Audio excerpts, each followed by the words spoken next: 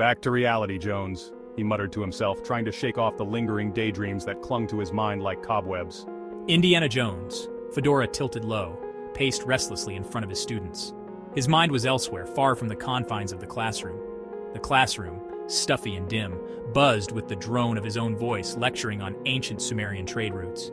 The students, some half asleep, others doodling in their notebooks, were clearly not captivated by the subject matter. His bullwhip, usually resting against the chalkboard, lay forgotten on his desk. It was a symbol of his other life, the one filled with danger and excitement. It was days like these, amidst dusty textbooks and tedious lectures, that the good professor longed for the thrill of adventure. He found himself staring out the window, imagining the far-off places he could be exploring. He yearned for the feel of ancient stone beneath his fingertips, the scent of danger in the air, the exhilarating unknown whispering promises of lost civilizations and forgotten treasures. The thrill of discovery was a siren call he could never resist. Little did he know, fate had a surprise waiting in the wings, a twist of destiny that would soon pull him back into the world he so desperately missed. The afternoon sun cast long shadows across the university campus as Indiana Jones trudged back to his office. The weight of the mundane world pressed heavily on his shoulders. His satchel, heavy with ungraded papers, weighed him down, mirroring the weariness in his heart. Each step felt like a reminder of the responsibilities that kept him tethered to this life. The daydream lingered, visions of hidden temples, booby-trapped tombs, and ancient artifacts.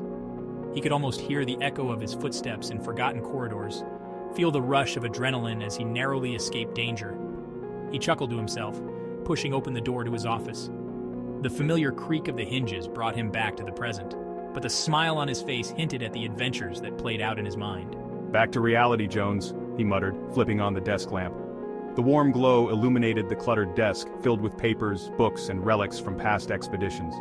A plain envelope addressed in elegant script lay on his desk. It stood out amidst the chaos, a beacon of mystery and intrigue. His heart skipped a beat. The handwriting was familiar, yet unexpected.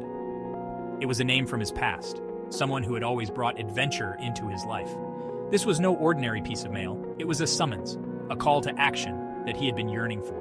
The envelope seemed to pulse with the promise of excitement. This was the call to adventure he'd been craving. With a sense of anticipation, he carefully opened the envelope, ready to embrace whatever challenge lay ahead.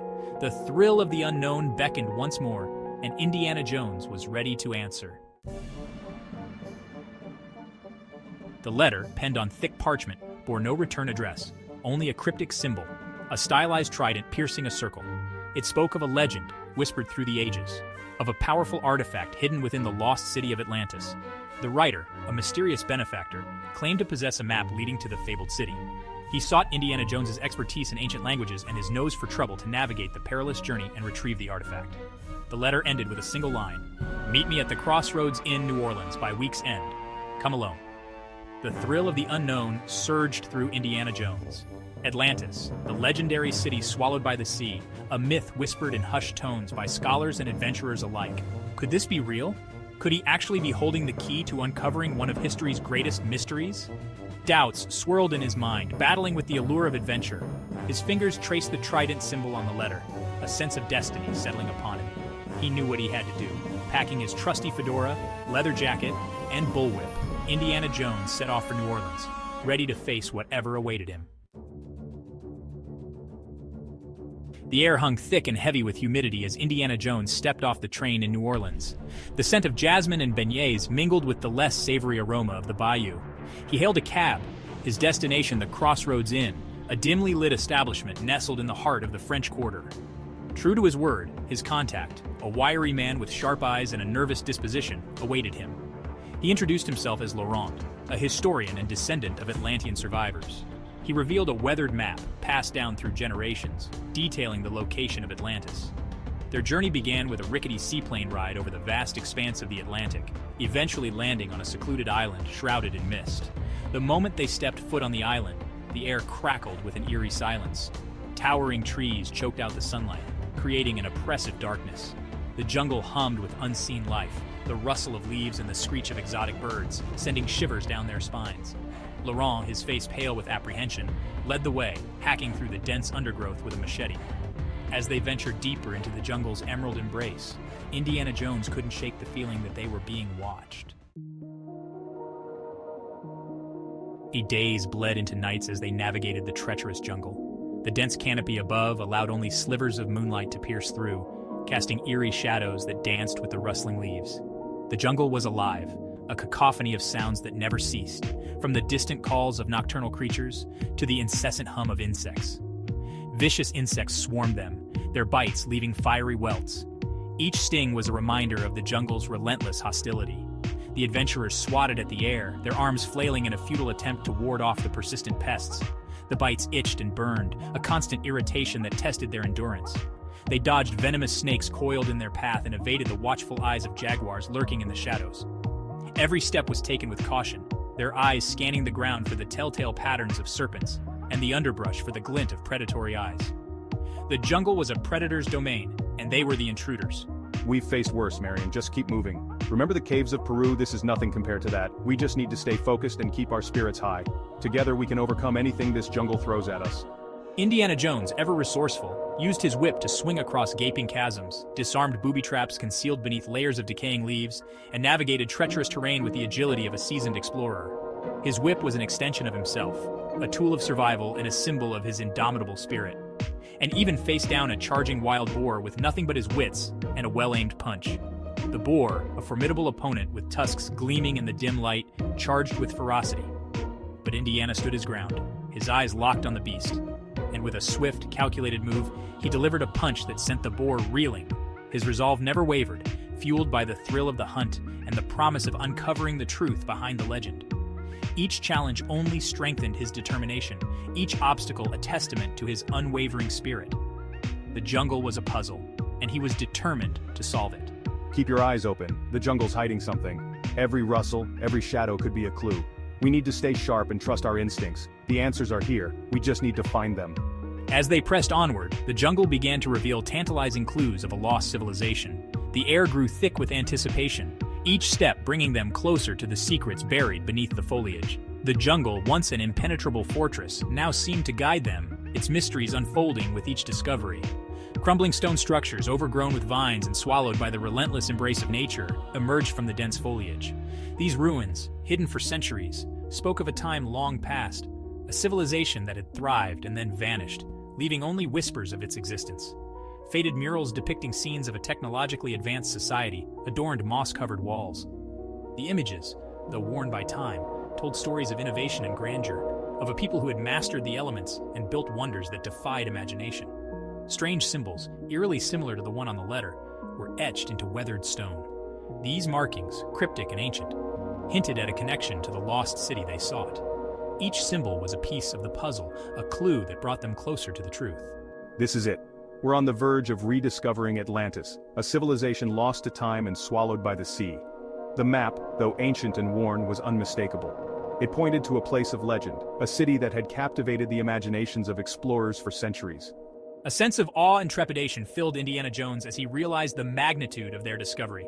The weight of history pressed upon him, the realization that they stood on the brink of uncovering one of the greatest mysteries of all time. The lost city of Atlantis was no longer a myth, but a reality waiting to be unveiled. Their journey culminated at the foot of a towering waterfall cascading into a hidden lagoon. The explorers had traversed treacherous terrains, dense forests, and perilous cliffs to reach this secluded spot. The air was thick with anticipation, and the sound of the waterfall was almost hypnotic, drawing them closer to the mystery that lay beyond. The roar of the water was deafening, but even above the din, Indiana Jones could hear it. A low, rhythmic hum emanating from behind the curtain of water. It was as if the waterfall was guarding a secret that had been waiting to be discovered for centuries. The hum was almost musical, resonating with a frequency that seemed to vibrate through their very bones. Laurent, do you hear that? It's coming from behind the waterfall. It's like nothing I've ever heard before. It's almost as if the waterfall itself is alive, whispering secrets of the past. Laurent, his eyes wide with a mixture of fear and excitement, pointed to a barely discernible opening in the cliff face behind the waterfall. The opening was shrouded in mist, almost invisible to the untrained eye. It was a hidden gateway, a portal to a world long forgotten. This was it, the entrance to Atlantis, the legendary city that had been the subject of countless myths and legends, a place of unimaginable beauty and advanced technology lost to the world for millennia. This is it. Take a deep breath. We're about to step into history. Every step we take from here on out could change everything we know about ancient civilizations. Taking a deep breath, Indiana Jones followed Laurent through the pounding water, emerging into a vast cavern illuminated by an ethereal blue light. The light seemed to emanate from the very walls of the cavern, casting an otherworldly glow on everything it touched.